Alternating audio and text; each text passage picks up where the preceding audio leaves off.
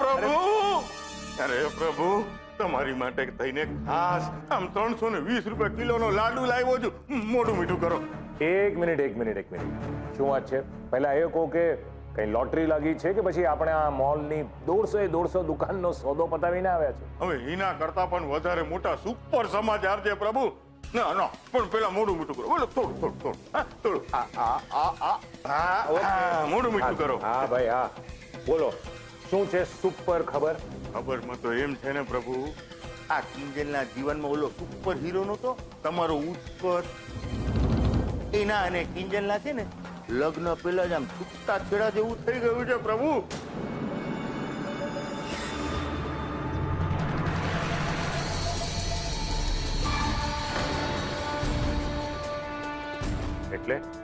એટલે એમ કે ગઈકાલે છે ને આ મોટા ભાઈને ત્યાં જયા પાર્વતીનું વ્રત હતું ને એ ઉજવણામાં કિંજલ અને ઉત્કર્ષના પ્રેમ પ્રકરણનું થઈ ગયું ઉઠમણું.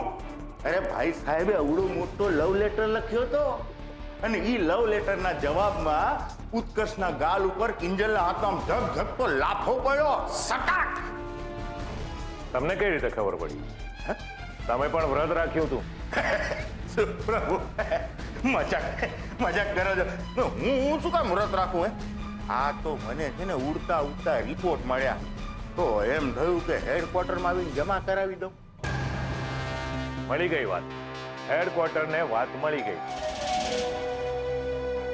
પણ આવી બધી વાતથી હેડક્વાર્ટરને કોઈ ફરક નથી પડતો દાસ. શું વાત કરો છો પ્રભુ? આ બધી વાતથી ફરક નથી પડતો તમને? મને એમ કહો, આ કિંજલનું ટી-મેલાનું ફોર્મ કોને ભરાવ્યું હતું? તમારા ઉત્કર્ષ. આ ચોફીટીની આઈડિયા કોની હતી? તમારા ઉત્કર્ષની. અને મને એમ કહો, આ મોટા ભાઈને હોસ્પિટલમાં દાખલ કરાવ્યા ત્યાંથી આ નવી દુકાન બનાવવા સુધી આ કિંજલ સાથે પડછાયાની જેમ કોણ ફરતું હતું? તમારો ઉત્કર્ષ. આ કિંજલના એક લાફાને લીધે આ કિંજલ અને ઉત્કર્ષના ભાઈપણા અને બેનપણા આમ કકડભૂસ થઈ ગયા પ્રભુ. હવે મને એમ કહો, આ કિંજલ કોના જોર ઉપર તમારી સામે આવીને આમ ઊભી રહેશે?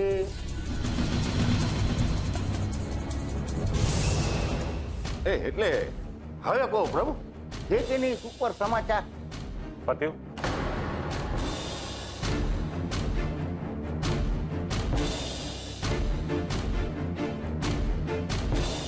બીજી કઈ ખબર છે હજુ? અરે પ્રભુ, આના કરતા મોટી ખબર શું હોય? મને એ નથી સમજાતું. તમને સમજવા ભારે અઘરા છે હો બાપા. મને સમજવાનું રહેવા દો દાસ, મારી પાસે શીખવાનું રાખો. છેલ્લી વખત આવ્યા હતા ત્યારે શું શીખ્યા હતા? આવો બેસો શીખ્યા હતા, યાદ છે ને? યાદ જ હોય ને પ્રભુ. એના જોર પર તો આ બધી વાત બહાર કઢાવી છે. બસ તો પછી આ વખતે એના કરતા એક લેવલ ઊંચું શીખો.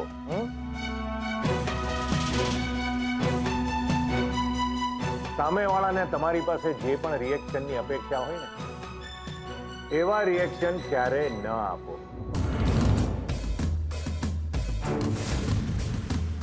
પણ એ કેવી રીતે બને પ્રભુ?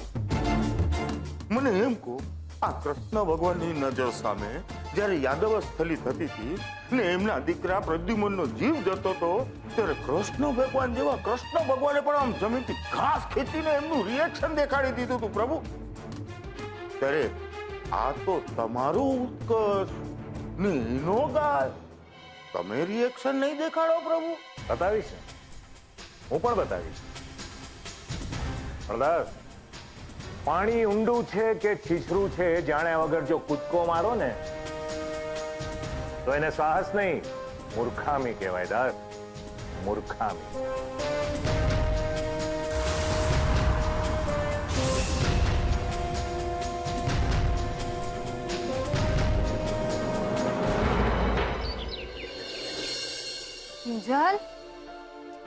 કિંજલ જાગવું નથી. કિંજલ બેટા, અરે બાપ રે, તને તો તાવ છે. એક મિનિટ. હા મમ્મી, ક્યાં જાય છે? બેસ ને. તારું કપાળ તો જો, તાવડીની જેમ તપે છે. તાવ તો માપવો પડશે ને. મમ્મી, કઈ નથી થયું મને. ગરમ પાણીથી નાઈ લઈશ ને એટલે બધું ઠીક થઈ જશે. અને હા મમ્મી, એક કપ ચા બનાવી આપ ને, એટલે પીને દુકાને પહોંચતી થાવ. જરાય નહીં. આવી હાલતમાં ક્યાંય જવાની જરૂર નથી, સમજી? એકવાર કહી દીધું ને એટલે કહી દીધું, બસ. પણ મમ્મી, કહ્યું ને ચૂપ. તારી મમ્મીની વાત નહીં માને? હમ?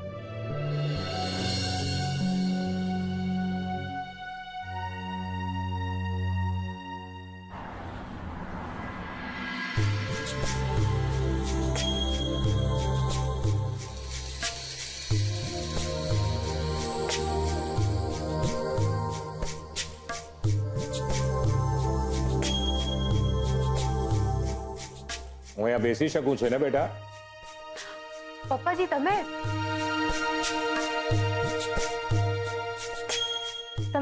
અહીં શું કામ બેસો છો? ત્યાં બેસો ને પ્લીઝ. અરે ના બેટા ના, એ તારી ખુરશી છે અને એ ખુરશી પર બેસવાનો મને કોઈ અધિકાર નથી.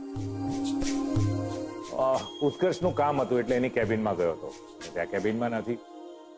2-3 ફોન પણ કર્યા પણ એનો કોઈ જવાબ નથી આપતો. એટલે મને થયું કે તને પૂછી જાઉં, તને જો કંઈ ખબર હોય તો.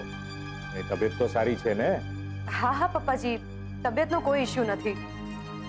આ તો બસ જરા ગઈકાલે તમને રૂપેશે કઈ વાત નથી કરી? બેટા તને તો ખબર છે કે રૂપેશની સાથે મારે વાતનો નહીં માત્ર વિવાદનો વ્યવહાર છે. એટલે તું જો કહી શકતી તો સારું છે. બાકી તને જો કહેવા યોગ્ય ન લાગતી હોય વાત તો ઇટ્સ ઓકે. હા, કારણ કે મારે તો જેવો રૂપેશ એવો ઉત્કર્ષ. ઓકે પપ્પાજી એક મિનિટ, હું તમને માંડીને વાત કરું. પપ્પાજી વાત એમ છે કે ઉત્કર્ષ કિંજલને પસંદ કરે છે અને આ ફિલિંગ્સ એને બીજા કોઈની સાથે શેર નહોતી કરી. અને ગઈકાલે અચાનકથી એ લેટરમાં બધું લખીને લઈ આવ્યો અને આ લેટર બાના હાથમાં આવી ગયો. હવે તમે બાનો સ્વભાવ તો જાણો જ.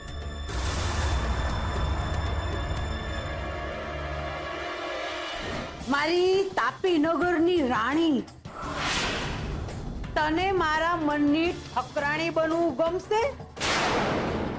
મને તારી સાથે પ્રેમ થઈ ગયો છે. હું તો બસ ખાલી તારો જવાબ જાણવા માંગતો હતો. જવાબ જોઈએ છે તારે?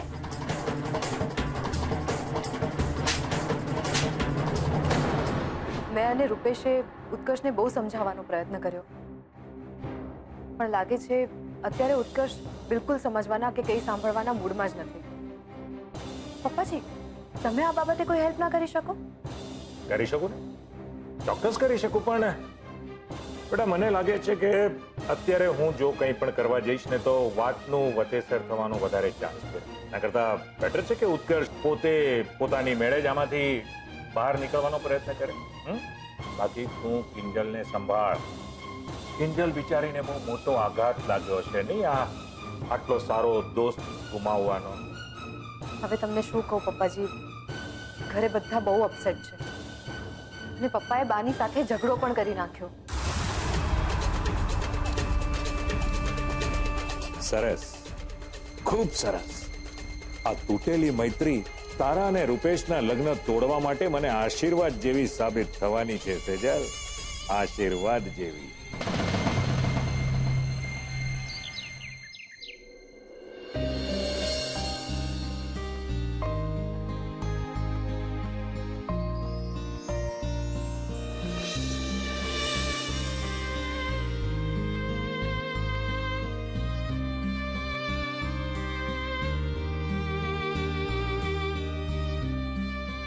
ઉત્કર્ષ, હા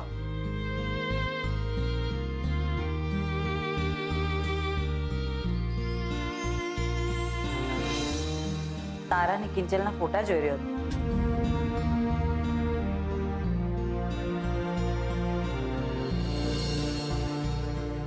મને રૂપેશે બધી જ વાત કરી. સમજો? આજો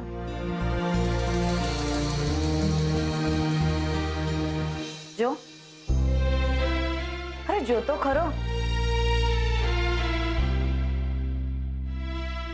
બેટા મને આમાં કાંઈ જ ખોટું નથી લાગી રહ્યું. હા, પણ જે સમયે થયો ને એ સમય કદાચ ખોટો હતો અને તારો નિર્ણય જરા ઉતાવળ્યો. હું જાણું છું આંટી, પણ હવે જે થઈ ગયું એ થઈ ગયું. ને પોતાના પ્રેમની વાત કરવી કોઈ ગુનો થોડો છે? ખોટું થોડું છે એમાં કઈ? એક ફ્રેન્ડ તરીકે કિંજલમાં આટલી તો અન્ડરસ્ટેન્ડિંગ હોય ને કે શાંતિથી જવાબ અપાય. બધાની સામે લાફો મારવાનો શો અર્થ છે? અરે તો એ બિચારી શું કરે? કિંજલ જેવી છોકરી જે પોતાના મા બાપને પૂછ્યા વગર પાણી પણ ના પીતી હોય એવી છોકરીની સામે તો જીવન આપવાનો પ્રસ્તાવ મૂકી દે અને પાછો જવાબ તને હમણાં ને હમણાં મળે એવી અપેક્ષા રાખે તો જવાબ તને લાફાના રૂપમાં જ મળવાનો ને. પણ મેં ક્યાં એને ફોર્સ કરેલો કે જવાબ હમણાં ને હમણાં આપ? લેટર બાય વાંચેલો હતો. હું થોડા આવા ગાંડા કાઢું? આટલી તો સમજ હોવાની ને મારામાં. એમ? જો આટલી સમજ છે તો પછી અપસેટ શું કામ છે? અને મેં તને પહેલા જ કહેલું કે કિંજલના જીવનમાં એનું એક જ લક્ષ્ય છે, એના ટી કેફેની જવાબદારી અને પ્રેમ સૌથી છેલ્લે. તો મને એનો એ ક્યાં કોઈ વાંધો છે? એટલીસ્ટ એક ક્લેરિટી તો મળે. એમ તે ઉતાવળ કરીએ મળી ગઈ ક્લેરિટી તને? બેટા, પ્રેમ એ સંયમનો માર્ગ. ઉતાવળ કરવાથી હાથ ખાલી જ રહી જવાના. એટલે આ બધું ભૂલી જા અને ચાલ જમવા ચાલ. ના આંટી, મને ભૂખ નથી. જો તારા ભૂખ્યા રહેવાથી કિંજલની ના હામાં તો નહીં બદલાઈ જાય તો વાત અલગ છે. હા, કદાચ એવું બને કે જમતા જમતા તને કોઈ માર્ગ સૂજી આવે. ચાલ બેટા ચાલ.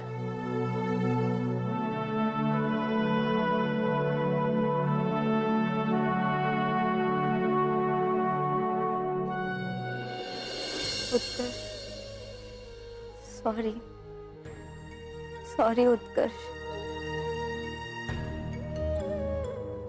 માફ કરી દે ઉત્કર્ષ. ઉત્કર્ષ સોરી. કિંજલ બેટા, બહુ ના વિચાર, તારી તબિયત વધુ બગડી જશે. મને ખબર છે આ જે કંઈ પણ થયું ને એનો જ તને આઘાત લાગ્યો છે અને એના લીધે જ તને તાવ ચડ્યો છે. બધું ઠીક થઈ જશે બેટા, બધું ઠીક થઈ જશે. સોરી સોરી ઉત્કર્ષ. બોલે બોલો. અરે તારે માફી માંગવાની શું જરૂર છે બેટા? ભૂલ તો ઓલા ઉત્કર્ષિયાની હતી ને, એની દાનતમાં ખોટ હતી. નરકમાં જાય, નરકમાં જોજે. નખો જાય નખો દિયાનું તો ખરા કેવા હાલ કરી નાખ્યા છે છોડી ના. લે બેટા, દીકરા આ કાઢો પી લે. ઉઠ, ઊભી જા, ઊભી જા. આ પીસ ને એટલે ચપટી વગાડતામાં તાવ ફુર થઈ જશે બેટા. ઉત્કર્ષ સોરી, માફ કરી દે. અરે અરે, હજુ સોરી સોરી માફી માફી જ કર્યા કરે છે. મીરા બહુ, મને લાગે છે ને મગજમાં તાવ ચડી ગયો છે. જો તો માફી માફીનું રટણ ચાલુ જ છે. બા, મને કંઈ નથી સમજાતું. મને લાગે છે બહુ થાકી ગઈ છે બિચારી. થોડોક ટાઈમ આરામ કરી લેશે ને પછી કદાચ સારું થઈ જશે. એ વાત સાચી, એમ કરી જોઈએ. એક કામ કરો મીરા બહુ, તમે એની પાસે દઈ રહેજો ને ઠંડા પાણીના પોતા મૂકવાનું ચાલુ જ રાખજો. હો, હું સંતોષીમાં પાસે જઈને પ્રાર્થના કરું છું છોડીને જલ્દી હારું થઈ જાય પૈસા. સોરી ઉત્કર્ષ સોરી, માફ કરી દે ઉત્કર્ષ. સોરી સોરી ઉત્કર્ષ.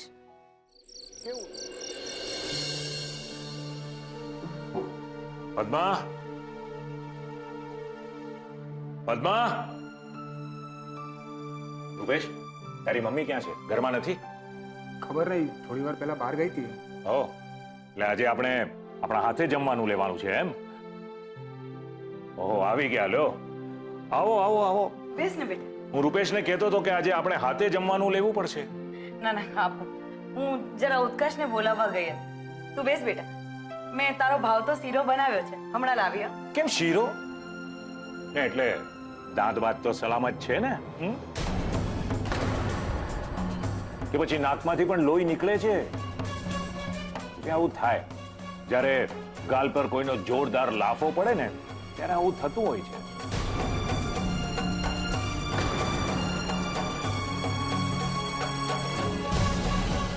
આમ કેમ જુઓ છો બધા મને? આ ઘરમાં ઘટના દુર્ઘટનાની જાણ કરવાનો રિવાજ તો છે જ નહીં ને. અને સેજલ પાસેથી ખબર પડી. શું ભાઈ, માથા પરથી પ્રેમનું ભૂત ઉતરી ગયું હવે? કે હજી પણ આ મગજમાં કિંજલ કિંજલ ભમ્યા જ કરે છે? મને લાગે છે આ બધી વાત આપણે પછી કરીએ તો.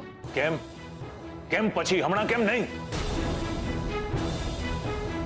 એના બાબુએ જયારે હાથ પગ ભાંગી નાખ્યા હતા ત્યારે એટલી ખબર નહોતી કે આપણી જવાબદારી છે આ? અરે કઈ એને થઈ ગયું હોત તો આપણે દુનિયાને જવાબ શું આપત? ના, એને તો સમાજ સેવા કરવી હતી ને. મળ્યો, લાડવો મળી ગયો. પપ્પા પ્લીઝ, તમે આવી વાત ના કરો. ને પ્રેમ કરવો કોઈ ગુનો થોડો છે. ઓહ સોરી સોરી ભાઈ, હું તો ભૂલી જ ગયો કે તમારી સાળીની વાત થઈ રહી છે. હા, પણ હું અત્યારે ઉત્કર્ષ સાથે વાત કરું છું.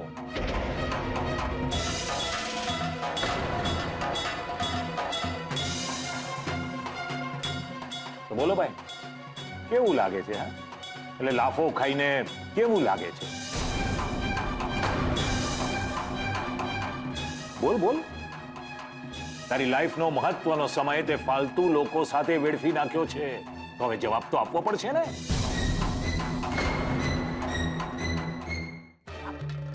તારી જગ્યાએ જો હું હોત ને તો કિંજલનો હાથ મારા ગાલ સુધી પહોંચે એ પહેલા મેં એને સામેથી 2 લાફા મારી દીધા હોત ને એની હેસિયત બતાવી દીધી હોત. પોતાની જાતને બહુ ભાન સમજતી હોય ને, તો એક વાત કહી દઉં છું ઉત્કર્ષ, તારે આ લાફો ભૂલવાનો નથી.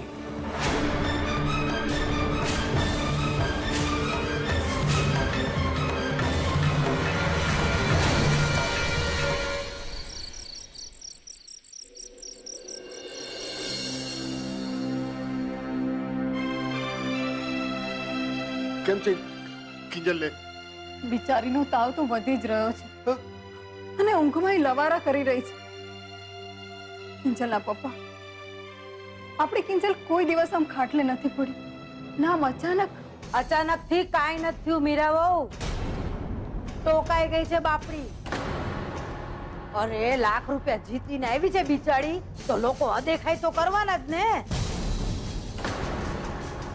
એમાંય પાછું જયા પાર્વતીના વ્રત વાળું ભયડું, તો નજર લાગ્યા વિના રે ખરી? વાત તો તમારી સાચી છે બા. તો સાચી જ છે ને, પણ હું બેઠી છું.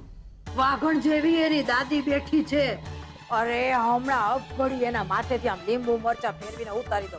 પછી જો ઘોડાની જેમ હળહળવા ન મંડે ને તો કેજો. એ તમારે જે કરવું એ કરજો. મીરા, કિંજલને ડોક્ટરની જરૂર છે. તો ફોન કર. શું નામ? નામ ડોક્ટર. ભૂલી ગયો ને? ભૂલાઈ ગયું. અરે રે મોહનિયા, તારું હું થાશે પૈસા? એક કામ કરો મીરા બહુ, આ ફોન પતે ને એટલે 1 કિલો બદામ આના હારું મંગાવી લ્યો દુકાનેથી ને. અરે આમ નામ ભૂલતો રહીશ બાપા તો પછી 3 સાપના ભારાને પરણાવ્યા પછી વળાવીશ કેમનો? મીરા, ફોન કર. ડોક્ટરને ફોન. હા, હું નંબર લઈને આવું. અને હું નજર ઉતારવા હાટું લીંબુ મરચા. હા, આવી.